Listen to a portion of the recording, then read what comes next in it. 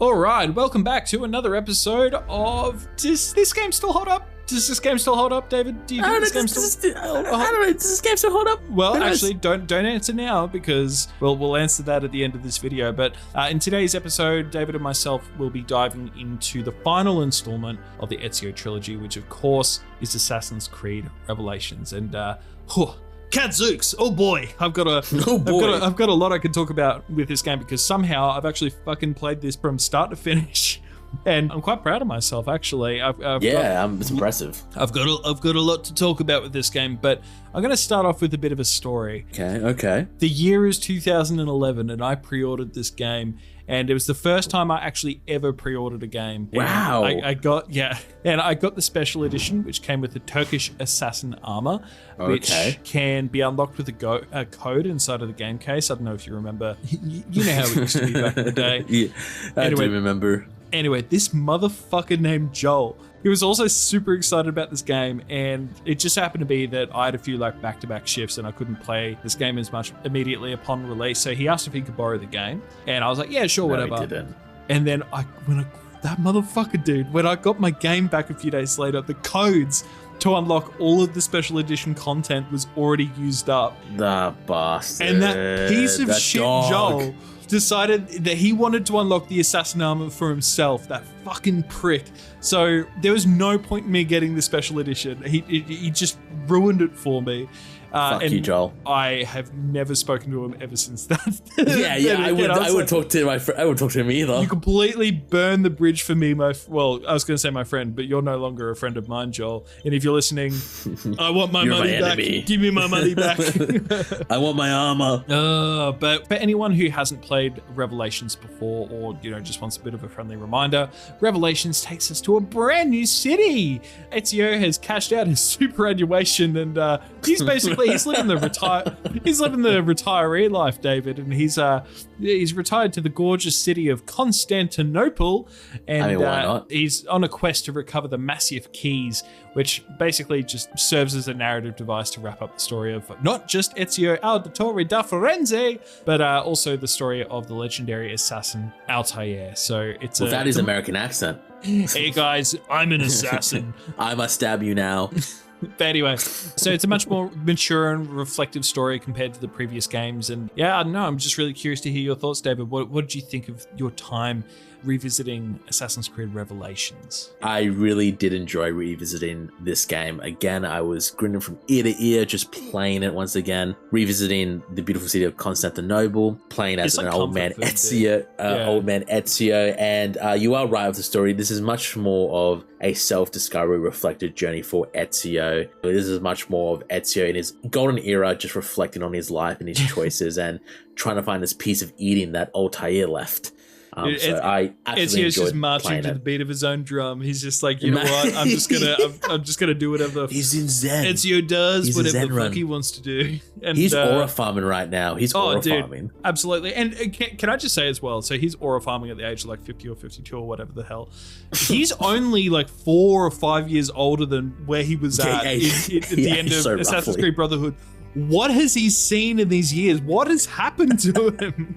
He's just so roughly. He's seen some shit, man. And it's weird because it's I don't know if they did they changed the engine in between games or whatever, but all of the character models look a little bit different, like Desmond and Rebecca and Sean, but mainly Ezio, dude. He's got the old man milky eye kind of look going on. And but the thing is, it's he doesn't even great really beard as well. He doesn't even look like Ezio anymore. I'm just I'm hearing the voice, but it doesn't. My head can't. I'm so glad you mentioned this. But yeah, he looks so different. I'm just how is this Ezio? What happened? Yeah, what happened to this guy in 5 years? But anyway, so basically, this story sees him. It's a pretty straightforward story, and I actually feel weirdly enough, there's a little bit less. I don't know, less side content, but a lot of it is just focusing on kind of running errands or helping out. You got your new characters like Sophia, you got Yusuf, and it's kind of funny. He's basically just he arrives in Constantinople. He's getting a few verbal jabs and it's playful with Yusuf, and then he's oh, this is a nice city that you have here. I'm going to do an Assassin's Creed Brotherhood, and I'm going to help you restore the Brotherhood in over here, because why not? shot, I guess. And then, occasionally... It's just so perfectly timed. Yeah, dude, it's so serendipitous. It just worked out that this master assassin just happens to arrive in Constantinople, and they're like, you know what? Fucking let's slap that Hookblade on his arm and let's just set him off. Let him do whatever he wants to do. First we have the blade and then the hook.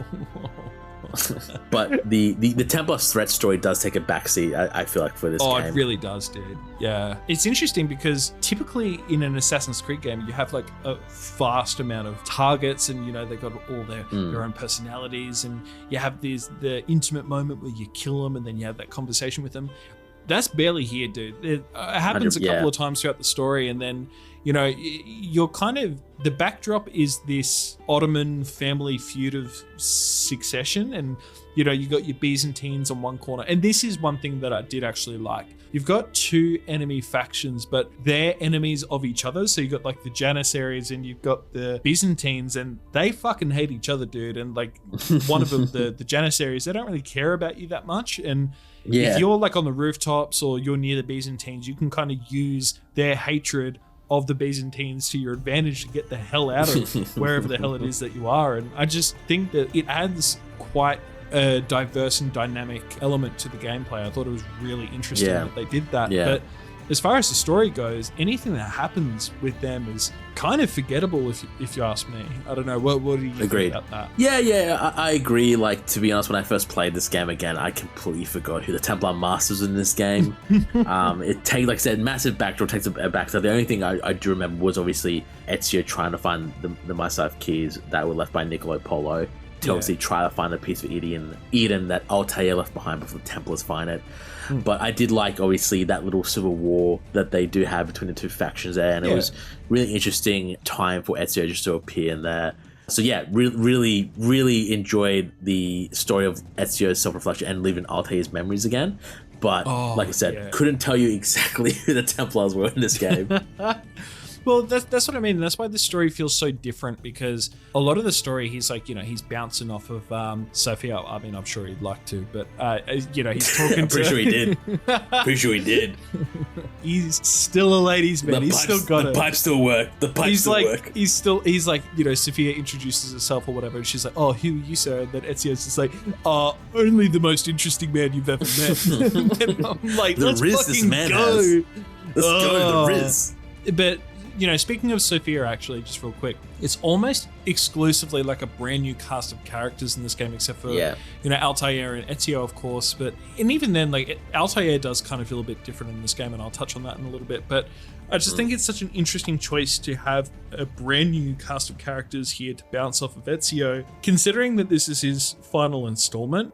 But, I also feel like it's to help move along his storybook ending of, winding down and choosing to live the rest of his life with those that he loves rather than, living for the sake of the creed. And I think that is a massive underlying theme of this story. And I think it's really, really interesting. And I think that this story, the way that it's executed and how he's mainly just, he is kind of running errands for the Ottoman family feud kind of thing. But the majority of it is just like, I'm here, I'm in this new city. I'm just kind of doing what I need to do to progress with, getting these keys, and just I just want to be done with it.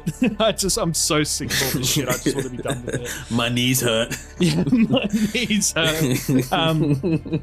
But let's talk about Constantinople really quickly as a city, because a really important thing about the Assassin's Creed series is the sandbox that you're playing in. So I've seen online that a lot of people seem to not like Constantinople as much as Rome, and I can't blame them, because when it comes to the city itself, it looks a little bit bland and repetitive when compared to Rome, which, dude, it's fucking Rome. Like, you got the Colosseum, you've got all of these, these landmarks, but Constantinople, like, you've got the Galata Tower. The thing and is... the Hookblade.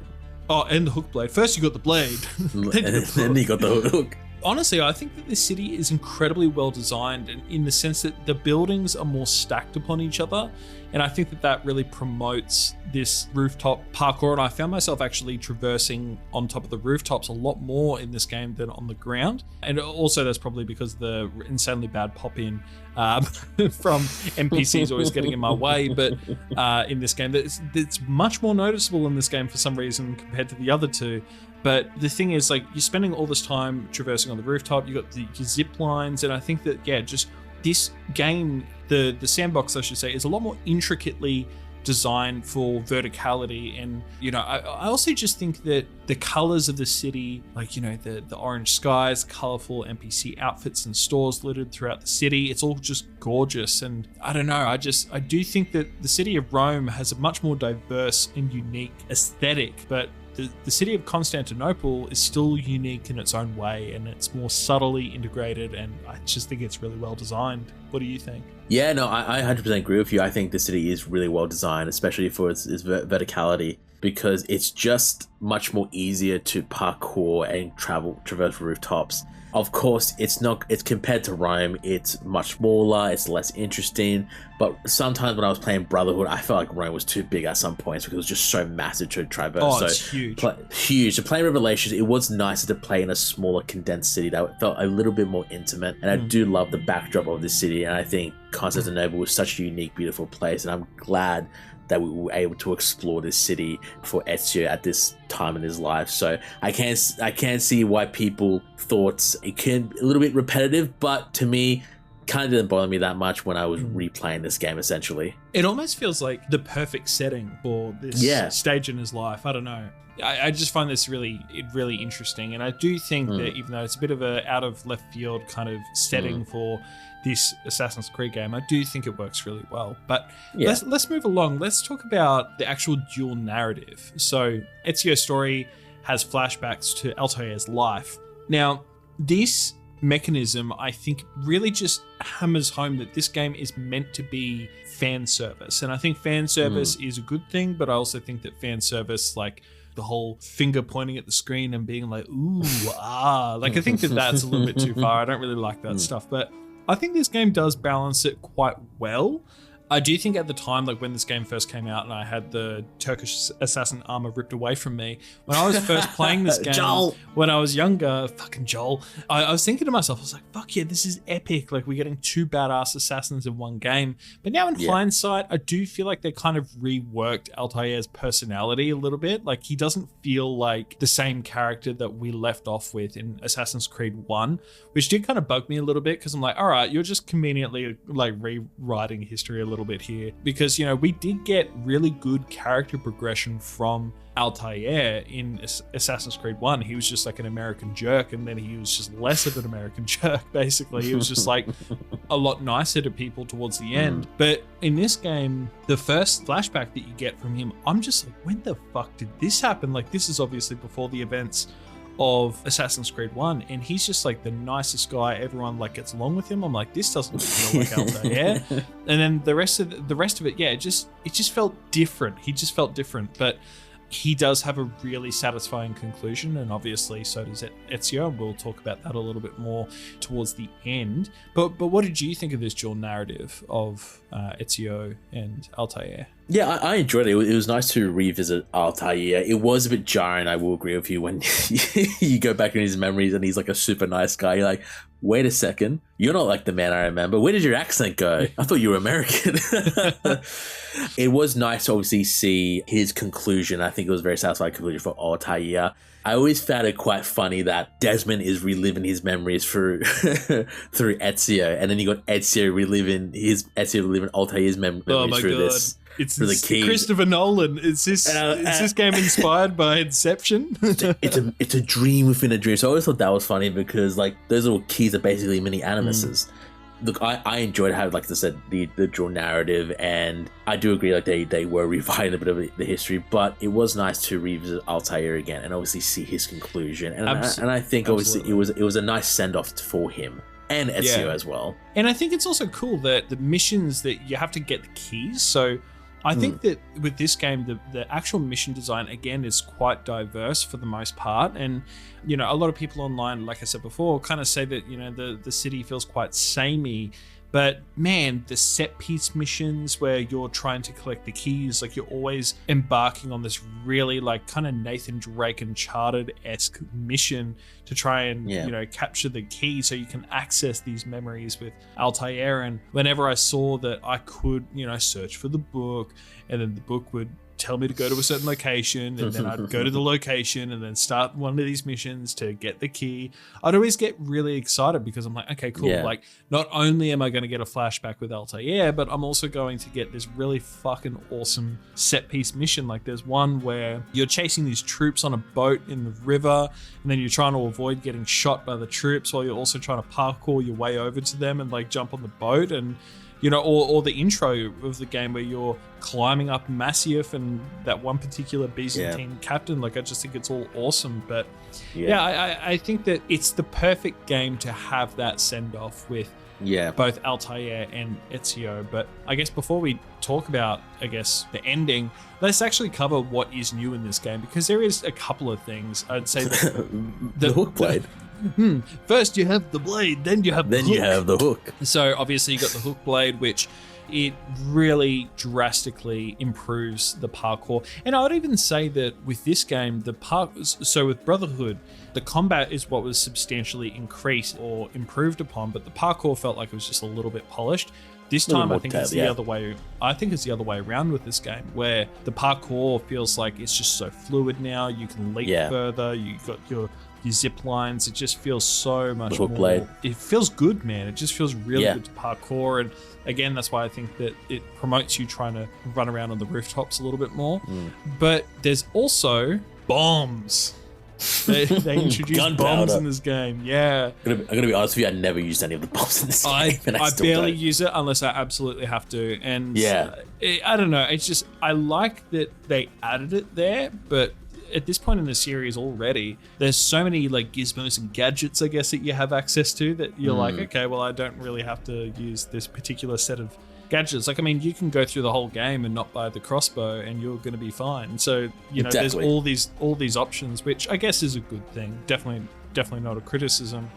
But what tools or gizmos and gadgets do you think Desmond's using in the modern day story? Because just kidding. It's got a coma. That's what it's called. So let's talk about the modern day story for a bit. So Desmond's situation is more dire than ever before.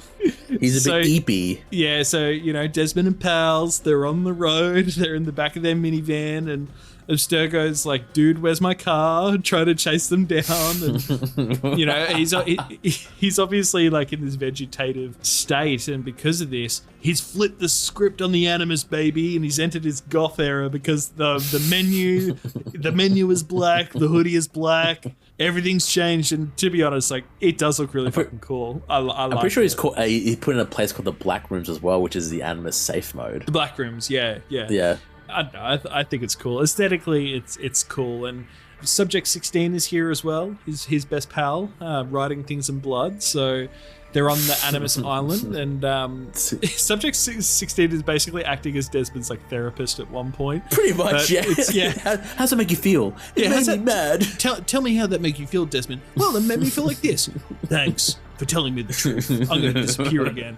It's nice to see him have more of a prominent role. He was always like this thing in the background, mysterious figure, around, and kind of like a side thing as well. But it's nice to see him here. But most importantly, David, I have a question for you. Okay.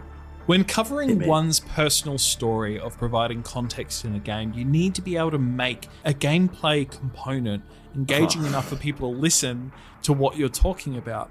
So if you were a game designer, when coming up with a compelling gameplay, how quickly would you resort to the idea of having the player literally playing with blocks in a pseudo-platformer segment? That'd be my first choice. I think it's mine too. Just design-wise, it makes sense. It's engaging. It really, it takes you back to obviously when you used to play blocks as kids, and I think the fans would love it. I don't know how we haven't talked about it yet when we're talking about Ezio. Dude, this game fucking incorporated den defense as well. Fucking tower defense. I was about to... What were the designers thinking? They're just like, you know what? Let's play like Mega Blocks. Let's play Tetris. Let's play den defense. Jesus Christ, man. I never ever played any of those Desmond missions where you had to do the blocks. It was honestly so boring. They could have made it like a whole entire. They literally could have designed it as like a Prince of Persia thing where you had the parkour for different things and make it feel like exciting and fresh. But they did it. It was a real letdown. And on top of that, the den defense sucks. You know what? Awful. Okay, so I'll say this. I actually like the den defense. I just think it's so out of place. And I think that the way that it's incorporated, so, you know, with the whole Brotherhood thing, one thing I kind of bitched about last week was the fact that, you know, having to take the Borgia captains of the zones or whatever, capture the Borgia zones, it felt a little bit like the stronghold system in Far Cry. But one thing with this game is that they can actually try and take your area back. And it felt a little bit more dynamic, and that was also the incorporation of the den defense as well. And I think that it does kind of have a purpose here, but it still just feels so fucking out of left field, dude. It's just so random. It really does. But as for the playing with blocks at daycare with Desmond, it goes in the square hole. Yeah, it just... I played one of them, just experienced it firsthand again because it's been so many years, and it's not horrible, but yeah, it's definitely boring, and I definitely don't feel inclined to play the others, but they made a lot of choices with this game. You know what? This is a game where they took some swings. You know, they didn't hit home runs every time, but that's okay. It was some questionable choices. Well, okay. I feel like we've almost nearly covered everything, but do you want to start talking about the ending? The ending? So, long story short, Ezio returns to Masyaf and opens that big-ass door from the start of the game, and he finds Altair's corpse guarding the last key. As well as skeleton. And basically finds another apple of Eden as well. It's here where ezio decides not to touch the apple. He basically goes like, I've seen enough for one life. I'm gonna just leave it. I'm gonna use my super for this. Yeah. He's like, this isn't in my insurance policy of my superannuation. I want to make sure I get all my money.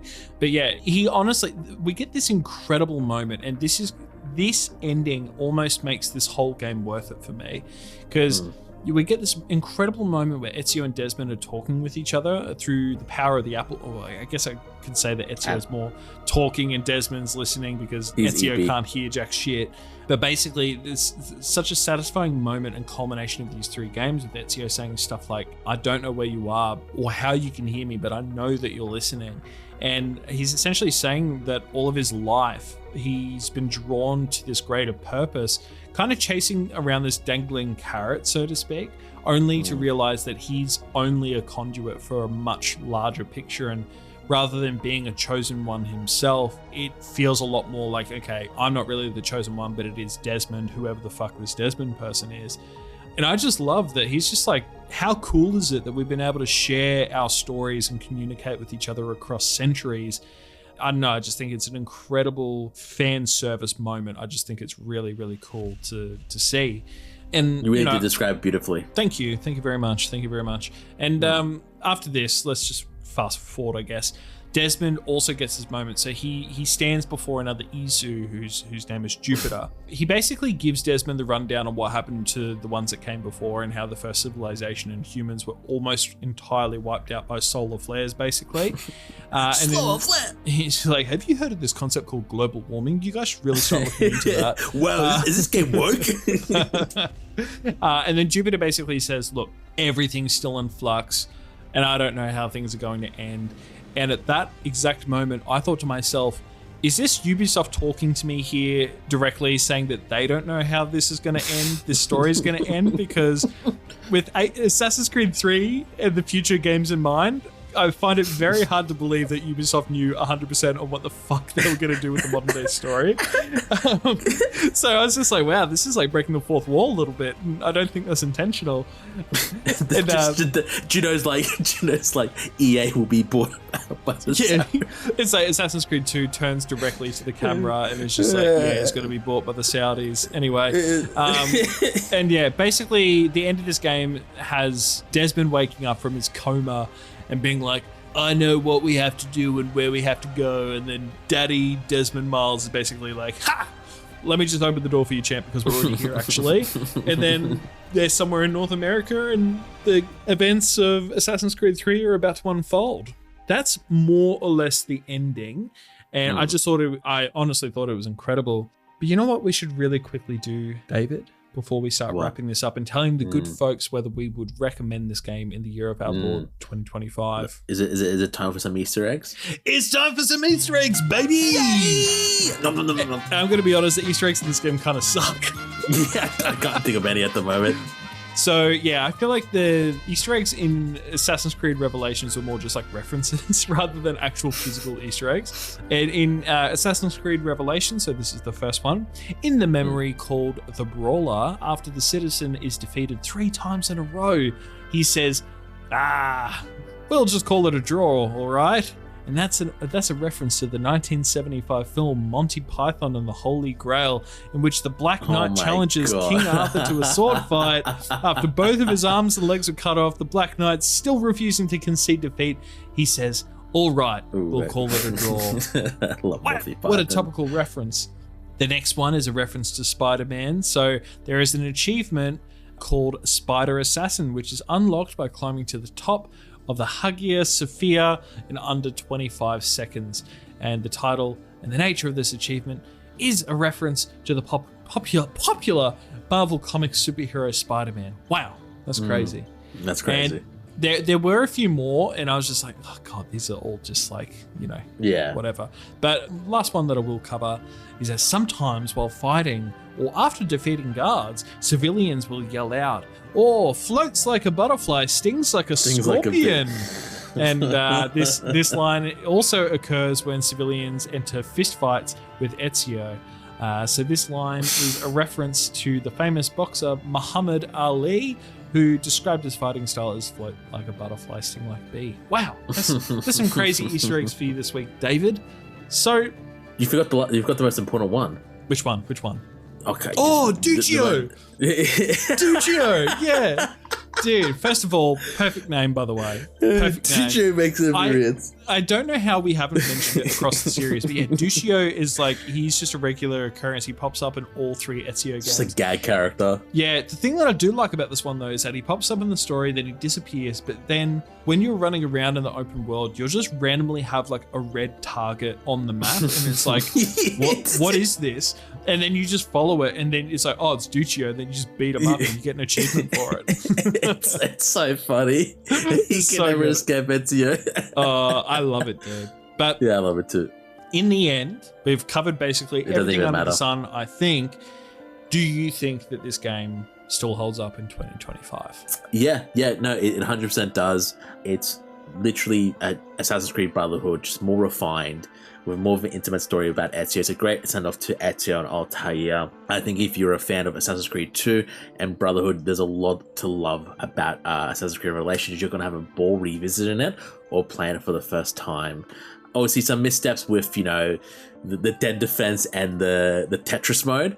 But outside of all that, you will enjoy your time in Constantinople. Yeah, cool. And I think that my sentiment kind of echoes what you've just said. I think that it's an incredible game, and I've always considered this or Brotherhood as pretty much one of my favorites of the whole series. And I just think that they're made with a lot of heart. They definitely feel like they capture this era of gaming that I feel like we don't really have anymore. And honestly, it's just been a blast just revisiting them, and I can definitely understand why they're so iconic. But yeah, it's been incredible. If I could just say one more thing about this game, though, just like something that was kind of in the back of my mind when I was finishing this game, and then I guess your mind's eye? Yeah, my mind's eye. Yeah, I'm going to search my mind's eye and talk about this one last fact here. So my last thought on the Desmond element of this story, and it actually kind of ties into Assassin's Creed 3. So, if you don't know the ending of Assassin's Creed 3, I'm about to probably spoil it, but there's this one moment in the game where, Desmond is still comatose, and Desmond's dad happens to mention to Rebecca and Sean that Desmond isn't a chosen one or anything, basically, and he just happens to have an incredibly rare connection through his blood to the Isu, or the first civilization, which is why all of this Animus stuff is working so well with him, blah, blah, blah. And with keeping this information in mind, it makes a lot more sense to me in my head as to why Ubisoft thought with the end of Assassin's Creed 3, they could just kill him off. Because it's like, I feel like they were trying to set up in this game very kind of poorly, in my opinion, that they were trying to set up context, at least far too late, that Desmond isn't actually special, and if needed, there could be other modern day protagonists like him that we could follow. But I believe it to my core that they just completely fumbled this execution with Desmond in Assassin's Creed 3 because they still chose to constantly treat him as this special figure or the chosen one. And I felt like how they were physically using him in these games, especially with the Ezio trilogy and how he's communicating with the ones who came before and Ezio. It's just completely different to the lore that they were trying to establish right at the very last minute with what Desmond's dad was saying with all this stuff. And yeah, I don't know, I just wish they didn't start down this direction.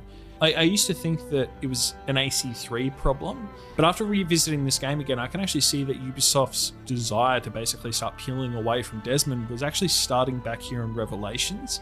But yeah, I don't know. That being said, I still think this game is amazing, and overall, I might not think it's as good as Brotherhood, but now that I've revisited these games, it's just an incredible story across all three games, and this game in particular, Revelations, is filled with really great fan service, which feels earned.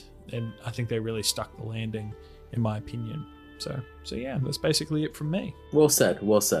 Thank you. So that's been the Assassin's Creed games, so the first 4 games, or more specifically, the Ezio trilogy. But David, what game series are we going to be covering from next week? I'm very excited about this because mainly you've never played this, but we're gonna go somewhere underwater where a city is not ruled by religion or politics, but ruled by man. We're going to be revisiting the BioShock series, and I'm so excited to revisit it myself and for you to experience it the first time because I am so keen to hear your thoughts on it. Dude, I'm so excited to play them. I've played a little bit of Infinite, but I never got past like the first hour or two, so I'm really excited to kind of just start from the start. And yeah, I'm nervous in a way because, with these games at least, I've got this background experience or previous experience with the Assassin's Creed games, but I'm truly going into this series blind. So yeah. I'll just say, would you kindly keep an open mind? I feel like would you kindly is a thing in the games. I feel like I've heard that. I don't know what you're talking about. Okay, I'll go fuck myself. Anyway, thanks for watching, guys. I hope you enjoyed this episode. It's a bit longer than usual, but obviously we had a lot more to talk about. But as always, if you'd like to check out our gaming podcast, we'll leave a link in the comments. And if you'd like to check out our other videos we do, please encourage you to do so. Bye. Thanks, guys.